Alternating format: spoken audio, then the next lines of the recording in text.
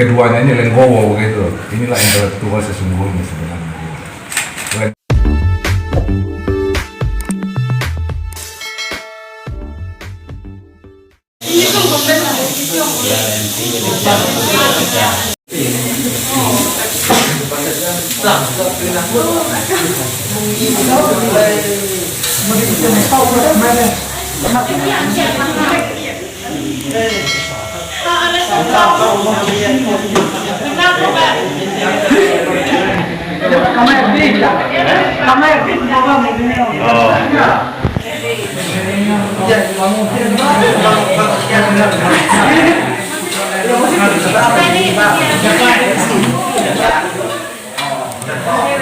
Nyangkut kemarin itu di acara pengukuhan, ya pertama itu adalah sistem dari segi kepengurusan, menentukan ketua panitia penyelenggaraan acara pengukuhan.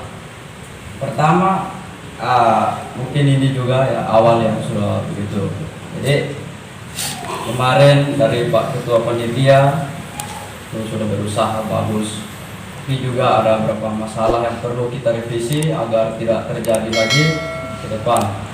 Pertama itu dari segi perusahaan dan di mana dari ke segi pengurusan kerohanian larinya ke kesenian. Ini yang mungkin perlu kita revisi bersama begitu. Si A larinya ke si B, akhirnya tidak setara begitu. Apa yang menjadi tanggung jawab kita itu yang perlu kita revisi bersama. Dan kedua, saya mau sampaikan juga itu sudah sangat luar biasa seperti yang disampaikan dari ruangan ini. Tidak ada yang sungut-sungut masalah apa yang kita bahas masalah ini terkait dengan evaluasi. Karena kita sudah sepakat bagaimana untuk kita awal berorganisasi berkelompok, tentu adalah kita sudah menerima bahwa sifat kita masing-masing itu sudah berbeda. Artinya perbedaan inilah sebenarnya kita bahas dan pasti kita akan menemukan pro dan kontra. Dan itulah sebenarnya sebagai bumbu dari kebaikan untuk kedepannya.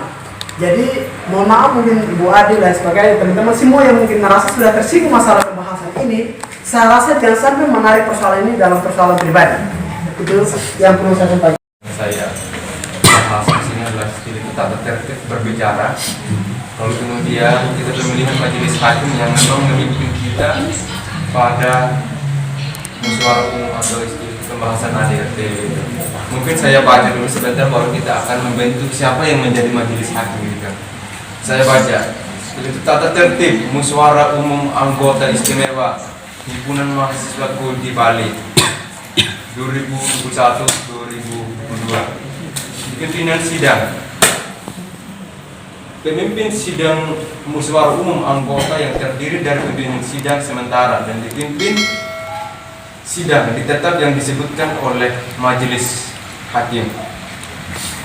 Lalu yang kedua, itu pimpinan sidang sementara adalah terdiri dari ketua dan juga sekretaris dan juga koordinator-koordinator yang sudah dibentuk dalam musyawarah umum anggota yang bertugas memimpin di persidangan mulai dari pengesahan dari persidangan sampai memilih majelis hakim. Yang ketiga, majelis itu pemimpinan sidang sampai dengan berakhirat musyawarah umum anggota. Majelis hakim yang terdiri dari satu koordinator dan dua dari unsur dari peserta dari persidangan juga. Kelima, majelis dari ketua dari unsur koordinator ditunjukkan dan disepakati oleh dari koordinator itu sendiri. Yang mana? Majelis hakim dari unsur yang peserta dipilih oleh forum di persidangan dan juga teknis dari pemilihan majelis hakim dan juga terlampir.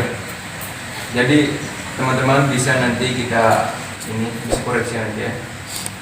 Nanti bisa terhormat ya. Siap.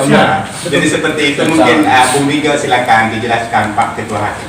Terima kasih Pak Lukas dan salam, selamat malam buat teman-teman semua. Shalom. Terima kasih mungkin sudah memperkenalkan saya juga sebagai ketua majelis MUA pada malam hari ini, di mana pembahasan ADART di sini yang mungkin memang kita harus perlu fokus dan perlu betul-betul pandangan kita yang memang real adalah tertuang dalam ADART ini Kemudian kita mengacu dalam tata tertib berbicara, dalam menyampaikan pendapat, masukan serta kritik dalam MUA ini, maka majelis hakim mempunyai kuasa penuh untuk baik itu memberikan kesempatan atau tidak memberikan kesempatan kepada seluruh peserta MUA, baik itu menyampaikan pendapat, baik menyampaikan kritik serta revisi yang bertujuan pembahasan ADART. Dan itu mungkin sudah dibacakan tadi oleh Pak Ketua koordinasi terkait dengan hal-hal apa saja yang perlu kita hindari dalam proses. Dan ini suatu kebanggaan juga bahwa keduanya ini lenggowo gitu. Inilah intelektual sesungguhnya sebenarnya. Lenggowo, dan kami mau menyadari itu dan kami damai dalam momen ini. Ini suatu kebanggaan, dan mungkin hal-hal yang pernah terjadi dan sebagainya itu kita lupakan, jadikan saja pelajaran atau motivasi, apalagi dalam membahas yang memang ini agenda yang besar begitu. Dan kalian damai, ini satu kebanggaan kita semua yang ada di sini yang menyaksikan ini. Diwakili dalam bentuk apapun. Contohnya nanti dalam setiap ada ide inisiatif tidak boleh menyuruh orang lain untuk menyampaikan apa yang menjadi pendapat kita. Harus disampaikan gitu. Lalu yang kedua, setiap anggota peninjau memiliki hak berbicara dan hak usul. Ya, teman-teman, memiliki hak bicara dan hak usul. Yang ketiga, undangan hanya memiliki hak bicara.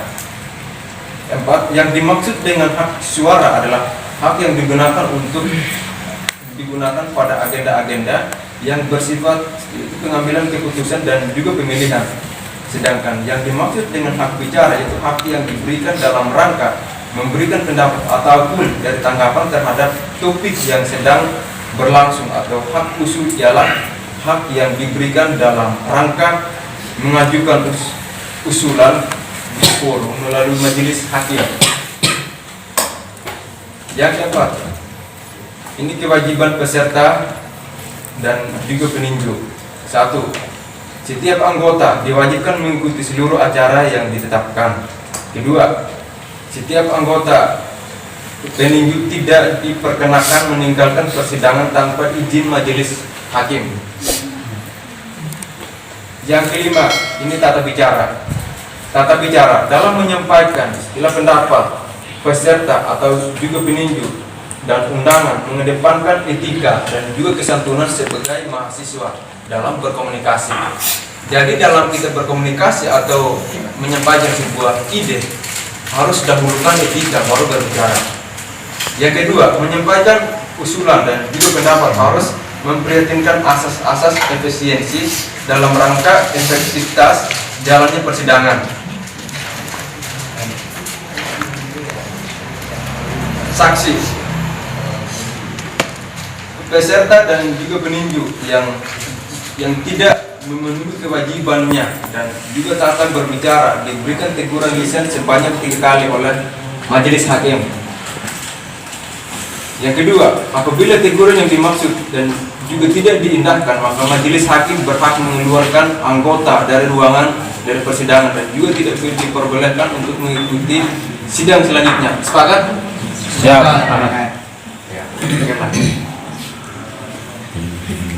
Di persidangan dan juga keputusan, setiap dalam mengambil berdasarkan dari musyawarah atau mufakat dengan hikmah dan kebijaksanaan, dan jika diperlukan ambil dari keputusan berdasarkan pemungutan dari suara atau anggaran dasar tuntunan mahasiswa kode di pasal 8A tentang istilah keputusan persidangan.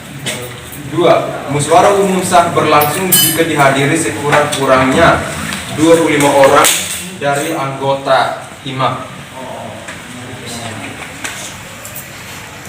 Ke-7, sidang pleno. Sidang pleno bertugas untuk mengesahkan sidang. B. Membahas dan menetapkan tata tertib dan agenda sidang. C. Memilih dan juga menetapkan majelis hakim. D. Menetapkan dan juga komisi dari penelitian kerja.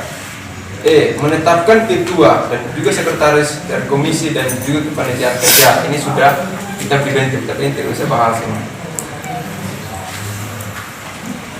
Lalu yang ke-8, hal-hal lain yang belum disampaikan dalam urutan dan juga cara beretika berbicara, hal yang belum diatur di tata tertib akan diatur kemudian oleh majelis hakim setelah mendengar usulan-usulan yang sudah disetujui oleh musyawarah umum anggota HIMA. Jadi sekian dan terima kasih, mungkin seperti itu saja Pak MC.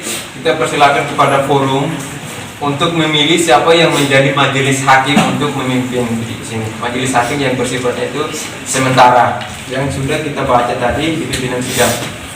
Terkait dengan ketentuan umum pasal 1 di mana di sini akan Izin yang mulia,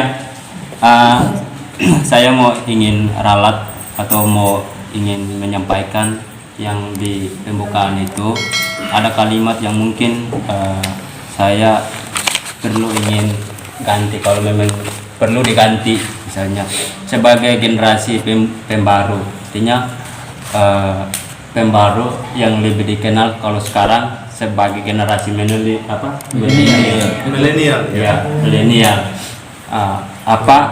tetap memakai kalimat yang seperti ini atau diganti dengan kalimat yang modern atau yang lebih dikenal oleh kalangan teman-teman kita yang di luar sana.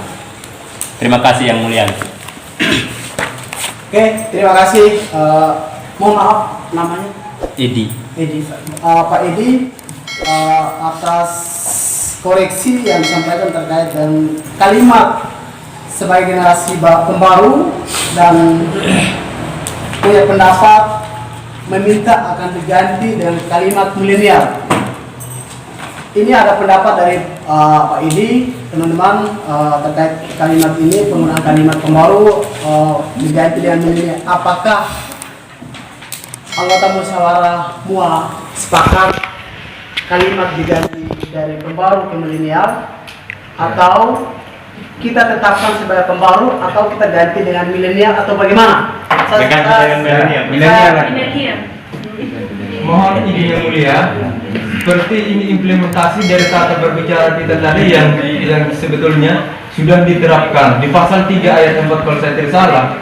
Di tata berbicara itu kita tidak implementasikan yang mulia. Jadi mohon dipertegas lagi yang mulia untuk tata berbicara atau berpendapat sesuai dengan etika begitu.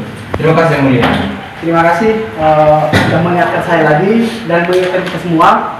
Teman-teman, saya pertegas lagi dalam tata cara berbicara dan berkomunikasi serta menyampaikan pendapat. Mohon agar membaca betul-betul tata tertibnya di situ, dan saya akan memberikan kesempatan kepada siapa yang mau akan menyampaikan pendapatnya dengan mengangkat tangan, dan hak berbicara saya menentukan. Jadi saya ulangi lagi kembali, kita masuk dalam pembahasan pembukaan di mana kalimat di sini adalah ada pendapat dari Bung Edi. Kalimat terbaru di sini beliau tidak setuju dan beliau meminta dan diganti dengan kalimat milenial. Bukan saya tidak setuju. Oke, saya persilahkan ke anggota musyawarah apakah sudah setuju atau tetap menggunakan kalimat terbaru atau kalimat milenial. Yang setuju silakan angkat tangan dan bicara satu-satu. Saya setuju dengan apa yang dikatakan. Sorry. Sampaikan namanya dan sampaikan apa yang mau disampaikan. Nama saya Doni. Silakan. Apa yang dikatakan oleh Pak Edi itu memang bagus. Apa diganti dengan milenial? Ya apa? Iya. Milenial. Oke, itu aja. Oke, terima kasih. Jadi dari Bung Joni menyampaikan setuju dengan pendapat yang disampaikan oleh Bung Edi terkait dengan kalimat pembaru diganti dengan milenial. Dari Bung Ayat. sebutkan namanya dan apa yang mau disampaikan. Nama saya Ayat. Saya setuju apa yang saudara katakan tadi sama Bung apa namanya PGG ini generasi pembaru itu diganti dengan generasi milenial. Itu aja. Terima kasih. Oke, ada pendapat dari Bung Ayah juga yang sependapat dengan Bung Edi dan Bung Joni bahwa kalimat pembaru diganti dengan setuju dengan kalimat milenial. Apakah teman-teman setuju atau masih ada pendapat yang perlu direvisi? Saya punya pendapat sedikit tentang Silakan sampaikan namanya dan apa yang bersebut, silakan. Jack, Bapak. Yang mulia. Yang mulia. Oke, jadi masalah diganti dengan milenial sebenarnya kan generasi sebenarnya sih sudah masuk dalam milenial juga sebenarnya. Tapi pembaru ini artinya dia masuk dalam ikon implementasi nanti begitu. Jadi bagaimana kedepannya dia seorang pembaru begitu. Jadi yang pasti generasi sudah masuk dalam milenial. Tapi bagaimana implementasi kita menjadi orang yang baru. Jadi deteksinya itu pembaharuan begitu. Jadi masuk dalam konsep implementasi ke depannya. Mungkin itu saja dari saya. Terima kasih. Oke, berarti pendapat Bung Jack ini setuju dengan kata pembaru atau setuju dengan kata milenial? Itu opsinya cuma dua. Oh ya, setuju dengan pembaru. Oke. Selesai. Oke, itu pendapat dari Bung Jack terkait dengan kalimat di sini yang berbunyi pembaru. Lalu beliau juga menyampaikan bahwa tetap saja pembaru karena ketika konotasinya adalah generasi, jadi arti dan makna kalimat pembaru itu sebenarnya sudah terbungkus di situ. Jadi bagaimana? Apakah masih ada pendapat terkait dengan kalimat di sini? Karena ini ada beberapa pendapat ini menggunakan kalimat milenial, kemudian menggunakan kalimat baru. Tapi yang sebenarnya yang kita gunakan dalam hal ini sebenarnya konotasinya sama. Artinya milenial itu juga generasi baru. Pembaru itu cuma menambahkan kalimat pembaru saja.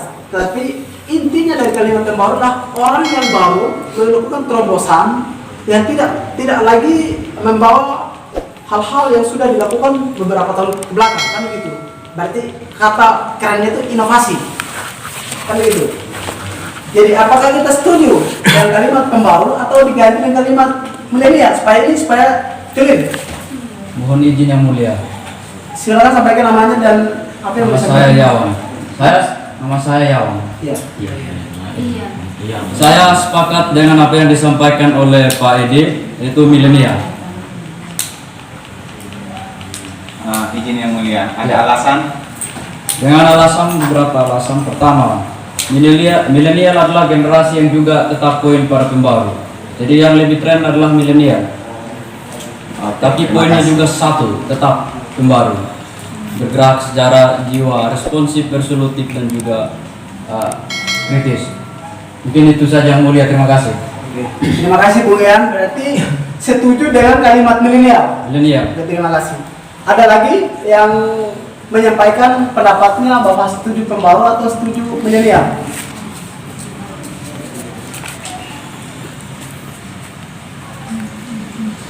Oke, tidak ada. Jadi sekarang kita sudah selesai di bagian kalimat pembaru.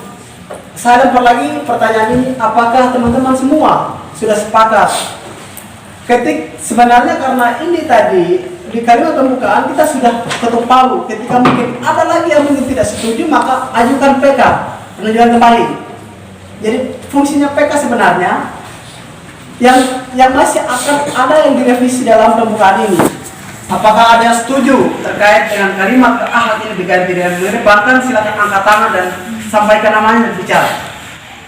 Mohon izin yang mulia. Silakan. Oke, baik yang mulia. Berakhlak itu itu Pancasila tadi ya. Kalau mengedepankan Pancasila sama dengan berakhlak. Artinya berakhlak itu adalah bagaimana memiliki perilaku akhlak seperti Pancasila. Artinya dia itu Pancasila sama dengan mengedepankan Pancasila. Cuman redaksi kalimat ini mengedepankan itu sama dengan berakhlak. Akhlak itu masuk kepada poin di Pancasila. Bagaimana berakhlak Pancasila? Itu bahasa-bahasa yang memang bahasa-bahasa gaul, bahasa modern begitu.